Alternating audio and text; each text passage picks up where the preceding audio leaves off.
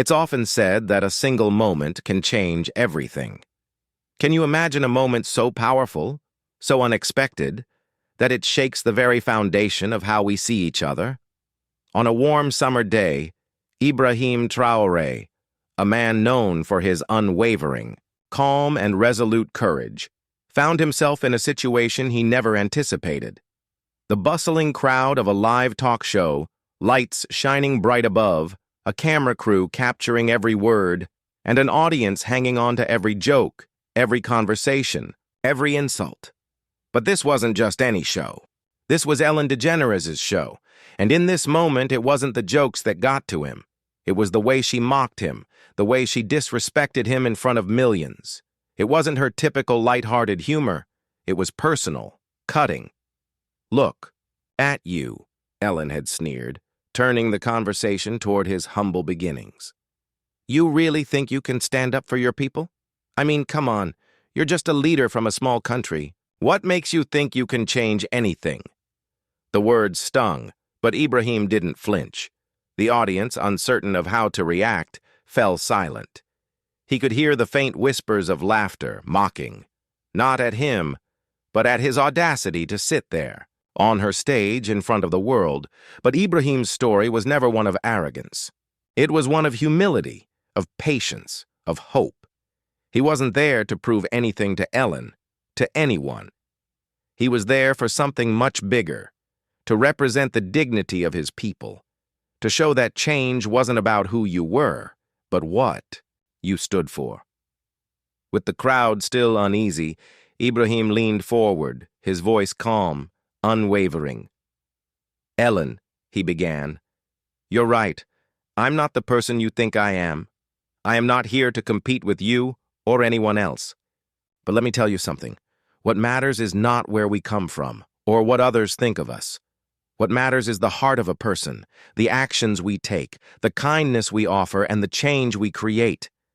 The silence was palpable. It wasn't the words themselves, but the power behind them. His voice was filled not with anger, but with a deep, resonating truth. He had not risen to prominence through anger or bitterness, but through kindness, respect, and a commitment to his people.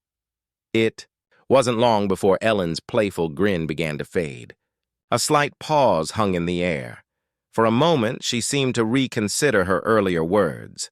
Then, to everyone's surprise, she softened. I never thought about it that way," she said, her voice quieter now, more reflective.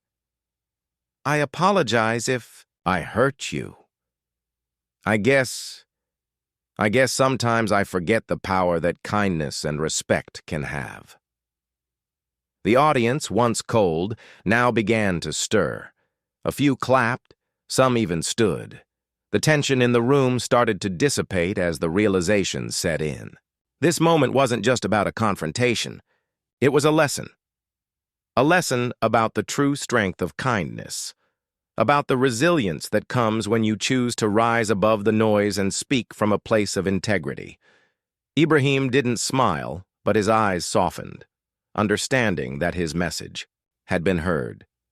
He nodded gently, his expression calm but resolute. "It's never too late to start showing kindness," he said. "And sometimes the best way to fight back against disrespect is not with words, but with actions.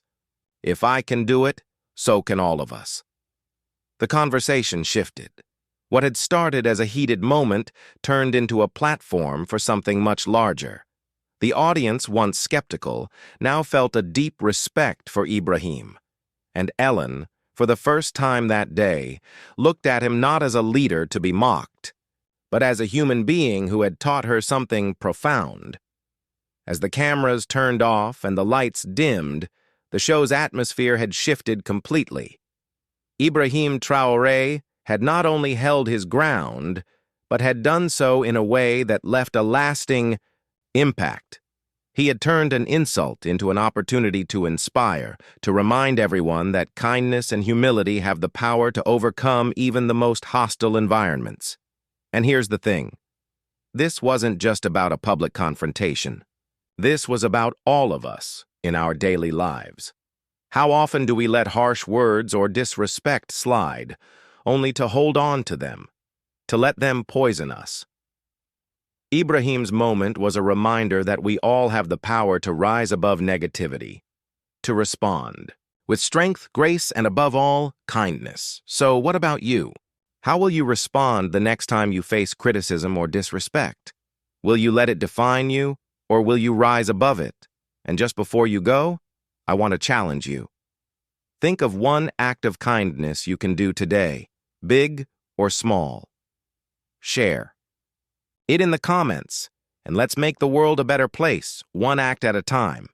Don't forget to like, subscribe, and hit the notification bell for more inspiring stories like this.